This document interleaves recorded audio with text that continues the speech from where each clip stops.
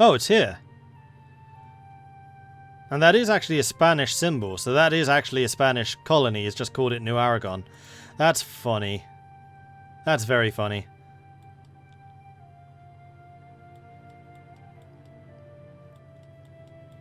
I want to check the Bahmanis, the AI. Oh, yeah. Malwa is smashing them. So I think that the Bahmanis are no longer playable. Too much damage has been done. I mean, they were already like 10,000 ducats in debt, and I suspect that's just gone up. Nope, they went bankrupt. Well, that's definitely one quick way of dealing with the debt. -3 stability, full occupation.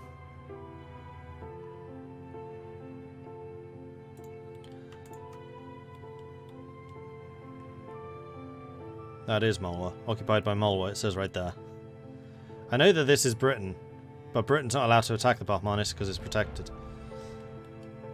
Because that was supposed to be a player coming in.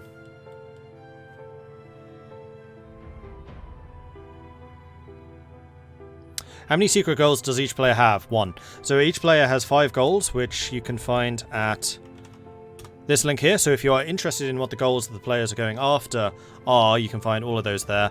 The number of goals which have been earned will have changed quite radically after this session. So stay tuned for a day or two and I'll update that. I will announce when I do update the goal victors, goal leaders on Discord. So if you're not yet a member on our Discord, that is where the most up-to-date information will be posted. If you wish to join this game, it is open. It is a community clash multiplayer.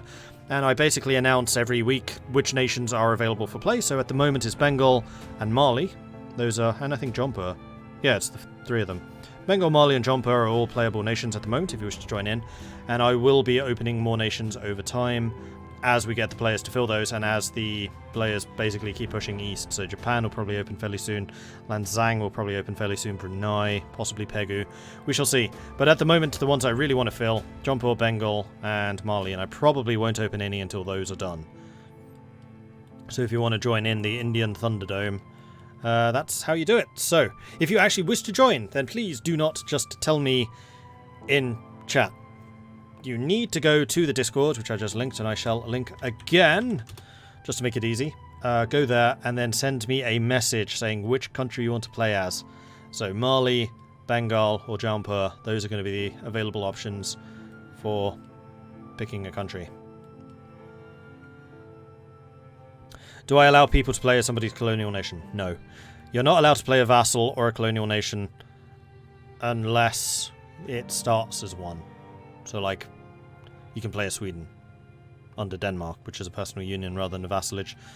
Unless the player allows you to. So, for example, we do have the Loaning Port of Pisa, which is a player and it's a vassal under Val, who's Florence.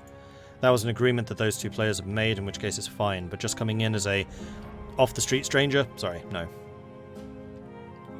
That is an AI Manchu, and this is probably the strongest Manchu I've ever seen. It's quite impressive.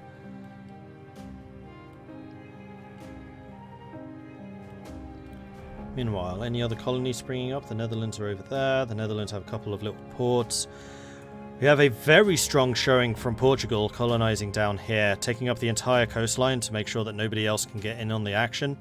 You have Britain here in the 13 colonies, Denmark in the north, Britain in Nova Scotia, Spain in Mexico, and Colombia and Panama. The Dutch in the Caribbean. Aragon also in the Caribbean, and soon in Venezuela. And Tunis is basically being fully occupied here. So I'm sorry, I forgot this war was going on. 100%. Oh, this was probably an unconditional. And there we are. Tunis is being pieced out. Oof, cut in half. That's harsh. That's very harsh. But that is the downside to unconditionals, is you can basically demand anything. Been informed that your AI declared war on the Bahmanis.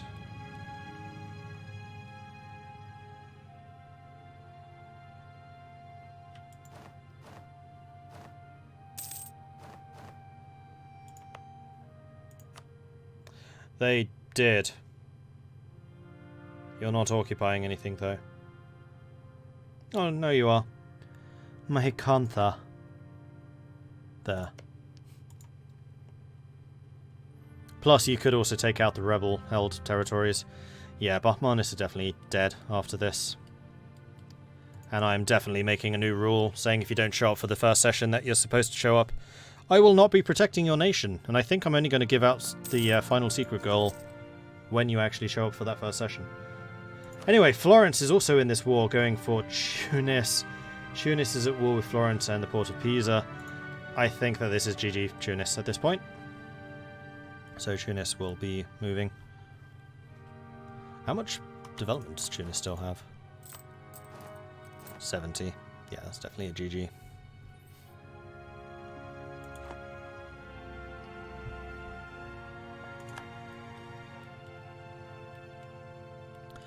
Meanwhile, Denmark, Sweden still doing pretty strongly. It's going to be interesting to see if there's going to be any colonial conflicts over here. I mean, we've got the Netherlands who are colonial, Britain, Sweden, Denmark, Spain, Aragon. That's 6. Are we going to see any others going? Oh, 7. Portugal. Florence might. Need to remind myself what Florence's ideas are. Oh no, Florence probably won't. Venice might. Venice have got exploration and expansion, so we might well see a Venetian colonial thing, but I suspect that Venice is going to be far more interested in Indonesia than the New World, because the New World doesn't actually feed into the Venice node. That's one of the really big downsides to playing as Venice versus Genoa. Genoa is an amazing nation for trade because they are nestled in the Genoa trade node. They have a level 3 world port at the start of the game, and you can get trade from east and west going into Genoa, where you can only get trade in from the east in Venice unless you go through the Pacific via like China and Indonesia that way, and I don't think everything feeds in that direction. Yeah, you could only really go after like the Rio Grande. The Knights are also attacking Tunis. Okay, everyone's dogpiling now. And Venice has accepted the call to arms, so Venice is probably going to take some land. The Knights are probably going to take some land. Why is Tunis's goal to own Gotland? Because they have achieved that in a previous game. And it was brilliant. So Tunis are an interesting nation because they're able to raid. And they can raid a lot of stuff. So he basically built himself a raiding port in Gotland so he could raid the whole of the Baltic. And there's a lot of money up here for raiding because there's so many provinces packed together.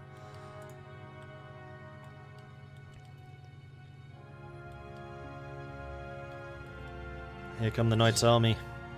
The Mighty Hospitallers. One of the coolest looking models in the game.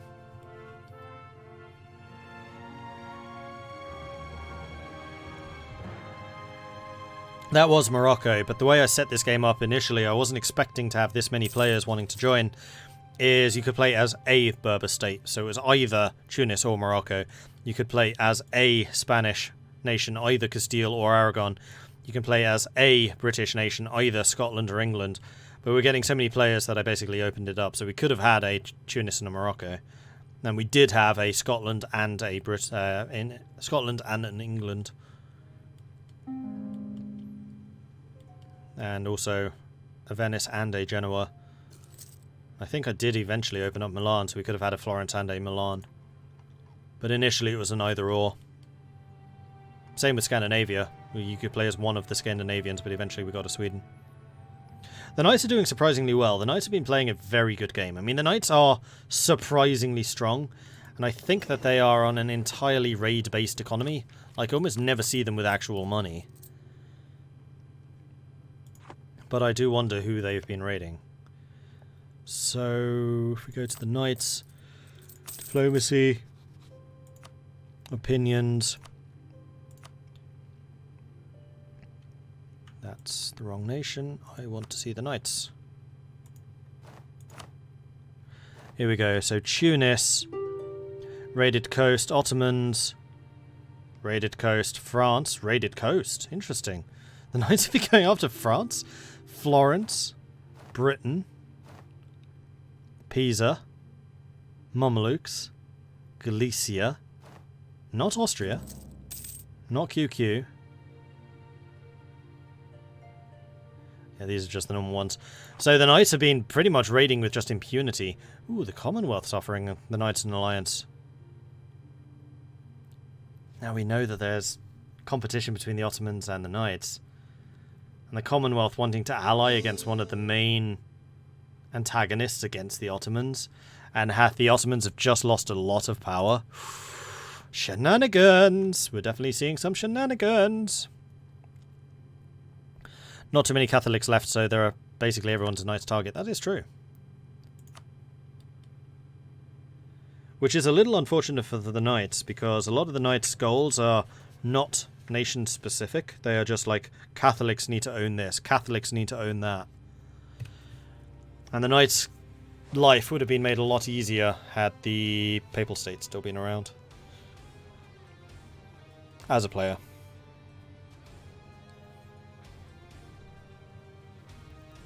Would have loved for the Knights to have raided Cuba. That would have been pretty cool.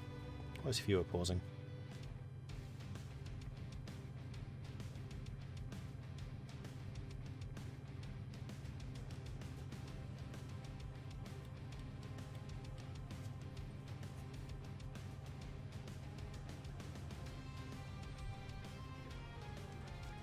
Why is fewer pausing?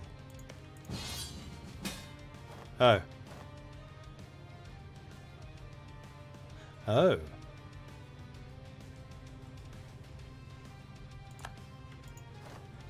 Venice has declared war on Britain.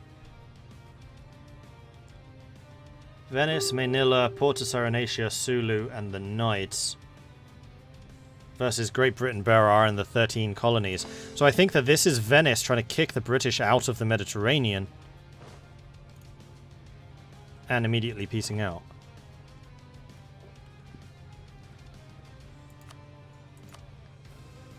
So what changed hands?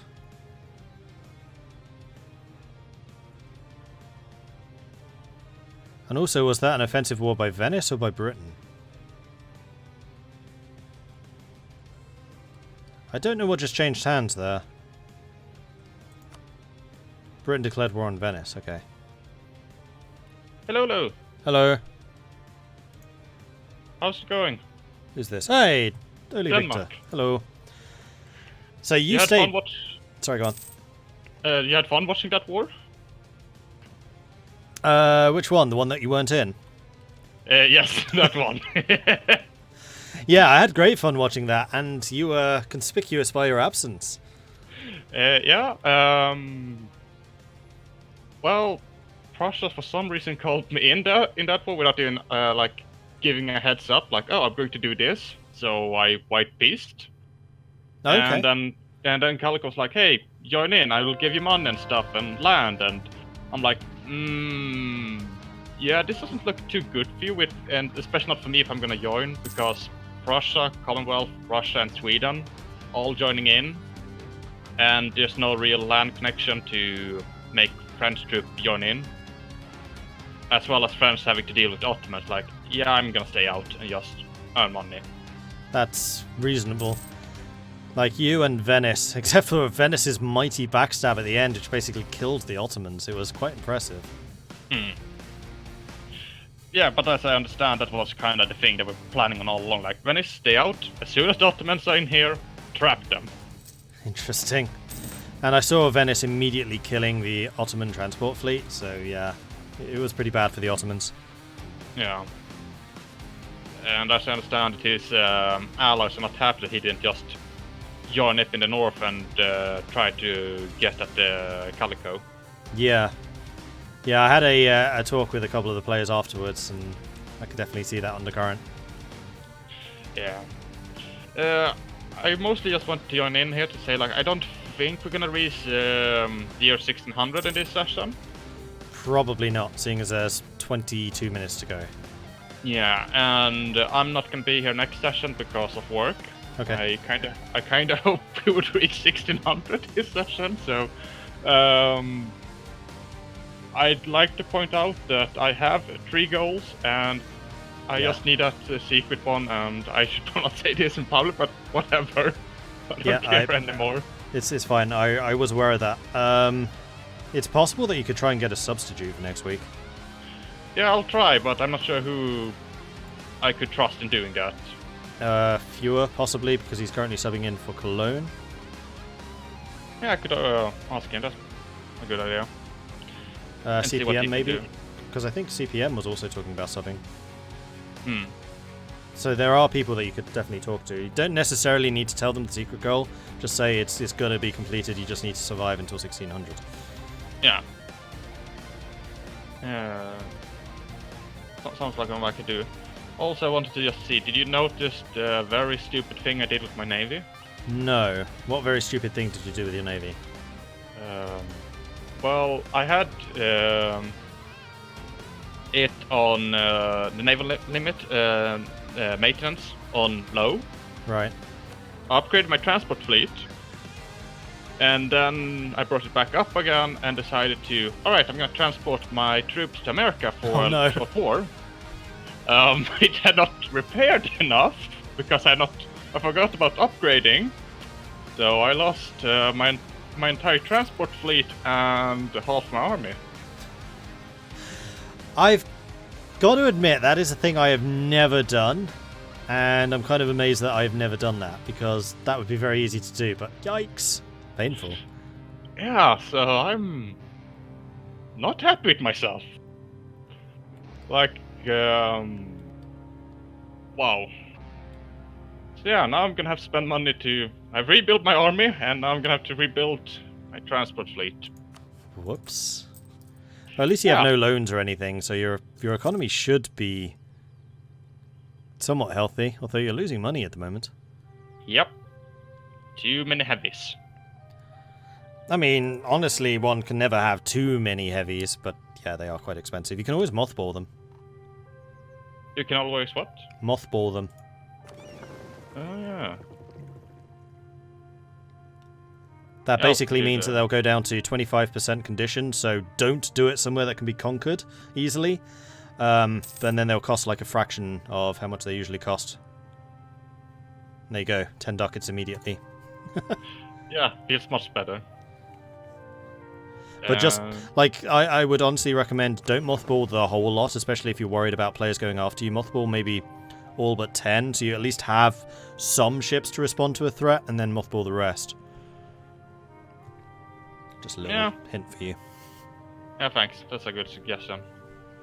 Just in case someone does something nasty, because then you can at least, specifically for you, because you want to keep the Orisund secure, you can then secure the Orisund with 10, while the rest try and heal up. Yeah, give myself the time I need. Mm-hmm. But yeah, it was also very tempting to join in the war on the French side because of, I think it was 1,500 ducats they talked about giving me. I would have done it just for some of the provinces in northern Germany. Yeah, true. Because there are, let's see, Stralsund is a centre of trade, which you don't own. Yeah, it's the only one I don't own. And you could have taken Stettin for the tributary. For the estuary, that's what I meant. And possibly even some of the Baltic states from Prussia, Danzig, Königsberg, Memel. Yeah, oh, that was also one thing I wanted to tell.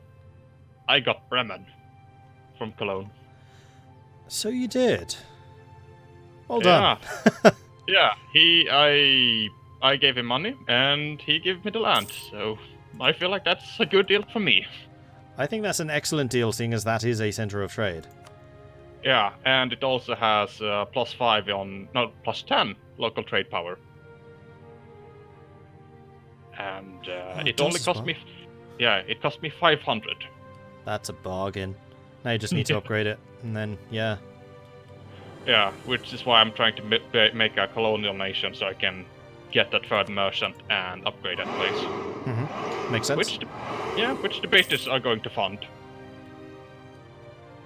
Which is really nice for me, not having to do that stuff. But that means less subsidies for a while. So it goes. But yeah, I mostly just wanted to mention that secret goal, just in case. If I get a sub, then that's a different story, but we'll see what happens next session. I will definitely keep an eye. And remember, you can only win at the end anyway, so... Yeah, I understand. But it's kind of like, you remember my Mali game when I'm just like, I'm joining now to tell you this is my moment of glory. Yep. It's kind of the same deal with this, like, yeah, I might be able. If the game was only slightly quicker, I mean, you're 5 years away. Yeah, like, I could win this session if you just made it into speed 5. Yeah, sorry, no. But we were at speed 1 and speed 2 a couple of times. I mean, 2 is fairly standard, but... Yeah, but speed 3 would be really nice now when everyone is at peace. That's true. I don't think we can handle it, though, not with 27 players. No. Which is sad. Oh yeah, that was everything. Have a nice one. Yeah, thank you, and well done. Thanks.